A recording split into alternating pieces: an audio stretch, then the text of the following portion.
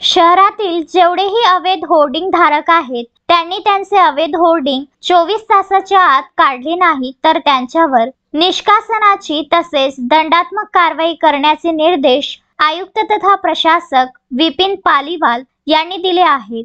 मुंबई येथील होर्डिंग दुर्घटना पार्श्वभूमीवर अवैध होर्डिंग संबंधी आढावा बैठक आयुक्त यांच्या अध्यक्षतेखाली मनपात आयोजित करण्यात आली होती। शहरातील जेवढेही अवैध होर्डिंग धारक आहेत त्यांना मनपातर्फे होर्डिंग काढण्याच्या नोटीस यापूर्वी बजावण्यात आल्या आहेत। मात्र आता 24 तासाच्या आत जर होर्डिंग धारकांनी त्यांचे अवैध होर्डिंग काढले नाही तर मनपातर्फे निष्कासनाची तसेच दंडात्मक कारवाई केली जाणार आहे।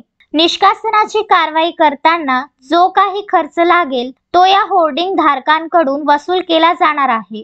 महानगरपालिका हद्दीत डिजिटल पोस्टर्स, जाहिरातीची होर्डिंग, बॅनर उभारताना मनपाकडून रीतसर परवानगी घेऊन यासंबंधी आकारण्यात येणारा टॅक्स भरणे आवश्यक असते। मात्र अनेकदा परवानगी न घेता होर्डिंग उभारण्यात येते व आवश्यक ती काळजी न घेतल्यास अपघात होण्याची शक्यता असते। Vidarbha news bureau, Chandrapur.